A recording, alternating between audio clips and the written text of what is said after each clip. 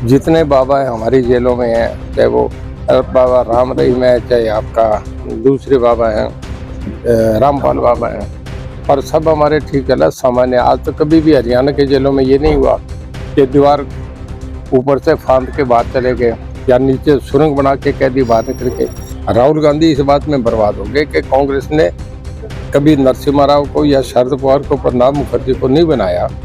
वो केवल राहुल को ही तैयार करने में लगे रहे कि राहुल को कब तैयार हो जाए, मजबूत हो जाए, इसको प्रधानमंत्री का पद सौंप दे। इसी बात में कांग्रेस खत्म हो गई। कांग्रेस जहाँ एक बार चली गई दोबारा नहीं है। वेस्ट बंगाल में चली गई, 42 साल से कांग्रेस नहीं है। उत्तर प्रदेश में चली गई, 37 साल से दोबारा कांग्रेस नहीं है। बिहार में चली गई, 29 सालों के कांग्रेस दोबारा नहीं है। गुजरात में चली गई, 27 सालों के दोबारा नहीं है। तमिलनाडु में चलेगी, पिछले 40 साल से नहीं है। इसके बाद उड़ीसा में चलेगी, 31 सालों के दोबारा कांग्रेस नहीं है। जहाँ कांग्रेस चली गई आई नहीं। हरियाणा में 10 साल के हो गई, कांग्रेस नहीं आएगी। कांग्रेस की आपस की लड़ाई इसे देख है। खिलाड़ियों ने देश की शान बहुत बढ़ाई है। जब मेडल्स मिलते थे तब तिरंगा लहराता था, प्रधानमंत्री भी उठा के फोन करते थे, सबके मुख्यमंत्री के भी फोन जाते थे, और हम कहते थे कि एक मेडल और आ गया। पूरा देश ढोल बजाता था, बधाइयाँ देता था। खिलाड़ियों का सम्मान होना चाहिए। बैठ के अब भी प्यार से बातें करनी चाहिए। कांग्रेस के लोग कहते हैं बाबाओं की सरकार है, सभी, आपने भी कहा कि सभी बाबा जेल के अंदर हैं, लेकिन जब चुनाव नजदीक आता है तो उसी समय बाबाओं को इस्तेमाल किया जाता है। बाबाओं की सरकार, वजीर तो मैं हूँ, आज तो किसी बाबा से मैं नहीं मिला, तो बाबा कैसे सरकार चलाएंगे? पहले तो जेल मंत्री से बात करेंगे। तो बेकार की बात है, इन बातों में कोई दम नहीं। अभी मैं इंडिपेंडेंट हूँ, बीजेपी अभी भी ऑफिशियली मैंने नहीं ज्वाइन करी, और पर मेरे पे बीजेपी बहुत भरोसा करती है। हिसार से भी चर्चा जाए, देखिए फिर हिसार ही लड़ूंगा अपना, क्योंकि सिरसा रिजर्व है, फिर हिसार लड़ेगा। क्या 2024 के विधानसभा चुनाव के अंदर गठबंधन रहेगा? ये पहली बार होगा कि कोई प्रधानमंत्री 3 बार लगातार देश का प्रधानमंत्री बने। कि धनखड़ साहब का मजाक उड़ाया जाता है, उनकी मिमिक्री की। कांग्रेस के जो सांसद है वो ये कहते हैं कि उल्लंघन किया गया है, नियमों को तोड़ा गया है, कानून को हाथ में लिया गया है, सांसदों को बाहर तोड़कर जनता के। आप एक उपसभापति की नकल कर रहे हैं, कोई करने की बातें थोड़ी है। ये तो सर्कस में जोकरों का काम होता है। हरियाणा के कद्दावर नेता और राजनीतिक विश्लेषक, साथ ही बिजली व जेल मंत्री चौधरी रणजीत सिंह चौटाला अभी हमारे साथ मौजूद है। चौटाला, स्वागत है आपका बिंदास। जी बहुत धन्यवाद, थैंक यू। सर, 2024 के चुनाव की आहट सुनाई देने लगी है, तो रणजीत चौटाला की नजर में आने वाला चुनाव कैसा होगा? मेरा ये मानना है कि जो रिजल्ट अभी आए मध्य प्रदेश, छत्तीसगढ़, राजस्थान के, जी, उससे एक तो क्लियर है कि बीजेपी आएगी। जी, वैसे मोदी साहब का पहले ही ऊपर था, लोग ये भी मानते थे, सभी पूरा देश ये मान रहा था कि सरकार थर्ड टाइम भी वो बनेंगे। जी, इन चुनावों ने और ज्यादा मजबूत कर दिया। मेरा अपना मानना है कि अब 300 से भी ज्यादा कितनी भी बढ़ सकती है, 320 हो जाए, 15 हो जाए, 17 हो जाए। मीडिया सर्वे भी यही कह रहा है कि 300 से ज्यादा सीट लेके आएंगे। ये पहली बार होगा कि कोई प्रधानमंत्री 3 बार लगातार देश का प्रधानमंत्री बने। अमेरिका का भी 2 बार बनता है, 8 साल से ज्यादा नहीं बन सकता, कॉन्स्टिट्यूशन है। जी, इंग्लैंड में भी कभी कोई 3 बार नहीं बना। मैं समझता हूँ कि सबसे बड़ा दुनिया का लार्जेस्ट डेमोक्रेटिक सेटअप, 145 करोड़ की आबादी, दुनिया में सबसे बड़ा प्रजातांत्रिक देश है। इसमें इंदिरा गांधी भी बीच में 1970 में चुनाव हार गए थे। जी, ये तीसरी बार होगा। एक बड़ा नया देश में रिकॉर्ड बना के जाएंगे कि तीसरी बार भी लोग मोदी साहब को देश का प्रधानमंत्री बनाएंगे। जी। अगर हम हरियाणा की बात करें तो क्या 2024 के विधानसभा चुनाव के अंदर गठबंधन रहेगा? क्योंकि आप तो अंदर की बात है। देखिए, मैं गठबंधन की बात नहीं कह सकता, क्योंकि ये मामला बीजेपी और जेजेपी के बीच में हुआ था। जब हुआ था तब भी हम बीच में नहीं थे। वो 2 पार्टियों का आपस का तालमेल था। बनाएंगे तो वो बनाएंगे, अगर कहीं उसको तोड़ेंगे तो भी वो आपस में बैठ के करेंगे। इसकी मुझे जानकारी नहीं। जब जिस बात में मैं अथॉराइज नहीं हूँ उसमें बयान दूं, जरा ठीक नहीं लगता। लेकिन आपके हिसाब से फायदा किसमें रहेगा? देखिए, फायदा तो गठबंधन जो एनडीए का, हालांकि चाहे सिंगल पार्टी सत्ता में आई है, बीजेपी अकेली अब तक मेजोरिटी में आई है, पर फिर भी वो एनडीए को साथ रख रही है। देखिए, फायदा तो इसी में है कि एनडीए जो बना है वो बना रहना चाहिए। जी, वहीं अगर हम बात करें विधानसभा, अभी सेशन चला है, तो ऐसी नौबत क्यों आती है कि जब 2 विधायक एक दूसरे के ऊपर आरोप प्रत्यारोप करते हैं तो रणजीत चौटाला को बीच बचाव करना पड़ता है? अच्छी बात है कि अगर आपस में कोई राजा हो उसमें कोई ठीक काम करना चाहिए तो उसमें कोई बुरी बात नहीं है। लेकिन आपको नहीं लगता कि विधानसभा के अंदर झूठ नहीं बोलनी चाहिए? नहीं बोलनी चाहिए। देखिए, जब भी हम शपथ लेते हैं तो स्पीकर के सामने ये भी कहेंगे कि जो कुछ भी कहूँगा ठीक कहूँगा। तो आदमी को चाहे मेंबर पंचायत भी हो तो भी अपने ईमान पे ठीक रहना चाहिए। दुनिया का ये हरियाणा के लोगों की एक संपत्ति है। हरियाणा के लोगों ने चुन के हमें विधायक बनाए हैं, तो हमें उसका आदर करना चाहिए, हमें अपने मर्यादा में रहना चाहिए और हमें एक अच्छा प्रदर्शन करना चाहिए। रणजीत जी, अगर हम लोकसभा की बात करें तो आजकल दो मुद्दे सबसे ज्यादा प्रचलन में है।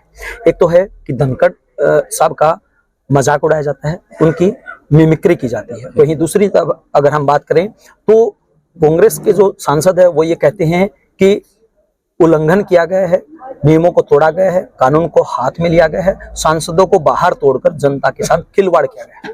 देखिए, जहाँ तक पहली बात का आपका सवाल है जी, कि देश का उपराष्ट्रपति होना देश के लिए बहुत बड़ी सम्मान की बात है।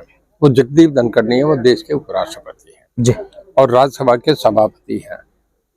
उस आदमी पे इस तरीके का करने में देश के लिए हमारा अशोभनीय है, सदन के लिए भी अशोभनीय है। कोई भी सिविलाइज्ड आदमी, पढ़ा लिखा सभ्य आदमी इस बात को अच्छी बात नहीं कहेगा।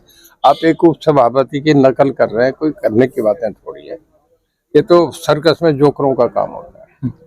नंबर 2, दूसरी जो बात कह रहे हैं कि सदन से बाहर, जब सदन से बाहर कोई आदमी मर्यादा तोड़ेगा, उसमें नहीं करेगा, जो उसके नियम है उससे भी बाहर जाएगा, तो फिर उसके लिए तो एक्शन तो लेना पड़ेगा।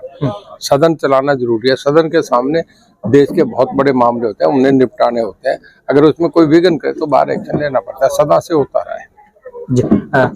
रणजीत जी, कांग्रेस के लोग कहते हैं कि ऐसा पहली बार हुआ है, लेकिन आप तो जानते हैं, पुराने समय के जानकार हैं, पुराने इतिहास को जानते हैं, तो क्या इससे पहले भी कभी कांग्रेस ने भी ऐसा किया है या दूसरे दलों ने ऐसा किया? आपसे बताऊं, भारतीय जनसंघ थी, स्वामी रामेश्वरानंद MP हुआ करते थे, मुझे याद है वो सदन। ये 62 के हाउस की बात है।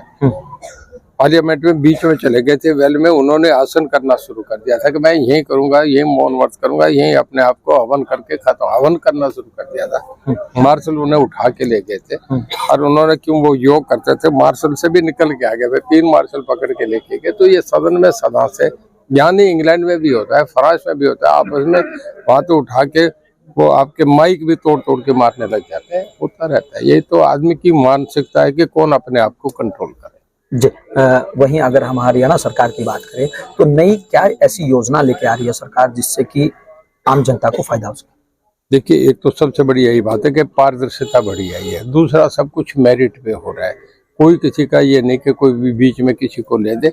हर आदमी जो पढ़ा लिखा बच्चा है वो आगे निकल रहा है। अभी मैं आपसे बताता हूँ, हरियाणा पब्लिक सर्विस कमीशन के रिजल्ट आए हैं जी, और उसमें 61 लोग चुने गए हैं और वो जो है सब A क्लास हैं। उसमें कोई HCS है सारे, कोई SDM लगेगा, कोई ADC लगेगा, कोई जनरल मैनेजर रोडवेज लगेगा, कोई मिल्क प्लांट का MD लगेगा।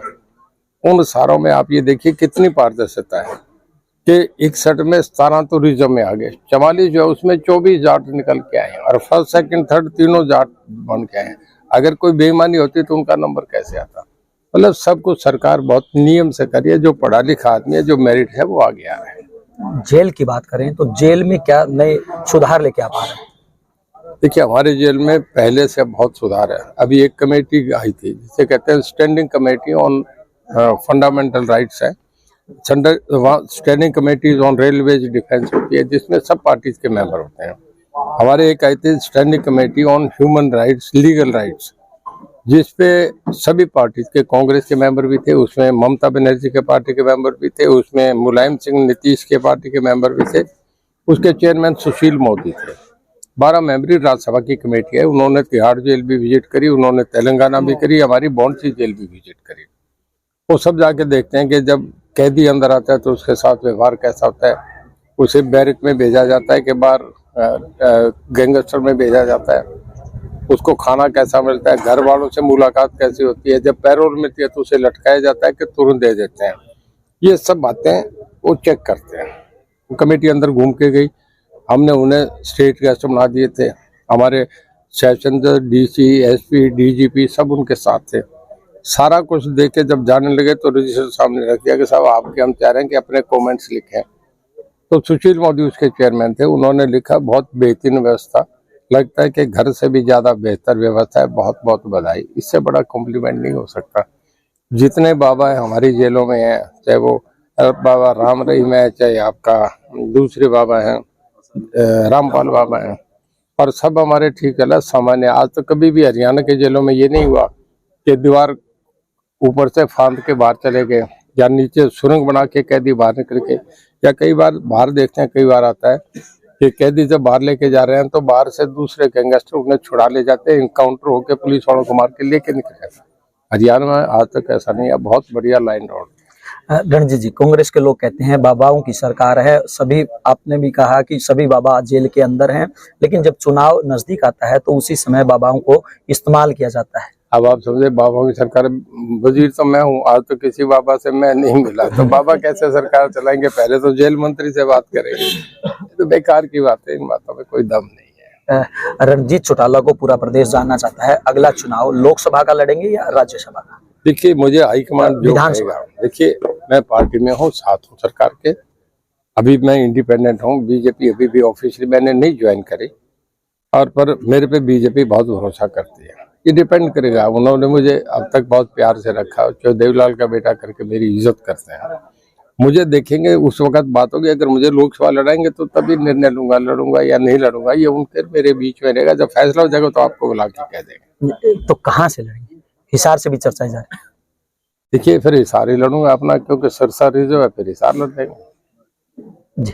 तो अगर हम बात करें पूरे प्रदेश की, तो कांग्रेस की तरफ से भी दावा किया जा रहा है कि अब की बार हम सरकार बनाएंगे। देखिए, मैं आपसे बताऊं, कौन क्या कह रहा है नहीं कह रहा, 10 की 10 लोकसभा सीट बीजेपी जीतेगी। मोदी का पहले ही बहुत बड़ा था, आम लोग मानते। देखिए, मोदी का G20 के बाद बहुत बड़ा रुतबा बना है दुनिया में। आज हिंदुस्तान की बहुत बड़ी इज्जत है। नहीं, पहले मनमोहन सिंह, नरसिम्हा राव को कोई पूछता ही नहीं था। आज जो बना है, सब लोग ये देखते हैं, इवन अमेरिका और रशिया भी ये कहते हैं कि भारत बड़ी ताकत है, 5वीं इकोनॉमी बन रही है। ये बनने के बाद लोगों को एक अच्छा कैप्टन, अच्छा जननायक चाहिए। मोदी से बढ़िया राहुल गांधी कहीं है नहीं। राहुल गांधी इस बात में बर्बाद हो गए कि कांग्रेस ने कभी नरसिम्हा राव को या शरद पवार को, प्रणब मुखर्जी को नहीं बनाया। वो केवल राहुल को ही तैयार करने में लगे रहे कि राहुल को कब तैयार हो जाए, मजबूत हो जाए, इसको प्रधानमंत्री का पद सौंप दे। इसी बात में कांग्रेस खत्म हो गई। कांग्रेस जहाँ एक बार चली गई दोबारा नहीं आई। वेस्ट बंगाल में चली गई, 42 साल से कांग्रेस नहीं है। उत्तर प्रदेश में चली गई, 37 साल से दोबारा कांग्रेस नहीं आई। बिहार में चली गई, 29 साल हो गए, कांग्रेस दोबारा नहीं है। गुजरात में चली गई, 27 साल हो गए, दोबारा नहीं है। तमिलनाडु में चलेगी, पिछले 40 साल से नहीं आई।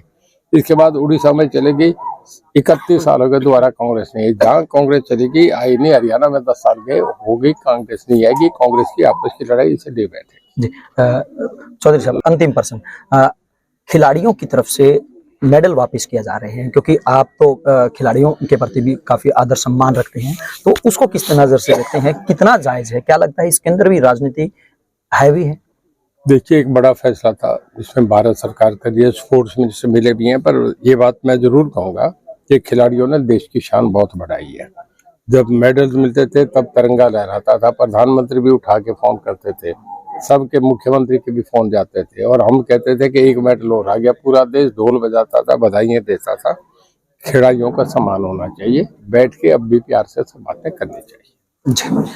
ये थे बिजली जेल मंत्री चौधरी रणजीत सिंह चौटाला, जिनकी तरफ से साफ कहा गया है कि आने वाले लोकसभा चुनाव के अंदर दोबारा नहीं बुलाओगे, बीजेपी जीतेगी। और इससे भी एक कदम आगे उनका ये भी कहना है कि आने वाले चुनाव के अंदर अगर गठबंधन रहता है तो हरियाणा सरकार को और ज्यादा फायदा होगा। हालांकि ये तो आने वाला समय ही बताएगा कि आखिरकार किसको कितना फायदा होता है और किसके सिर पर चौधर का ताज सजता है। वीडियो राहुल के साथ अजय लोहान, बिंदास।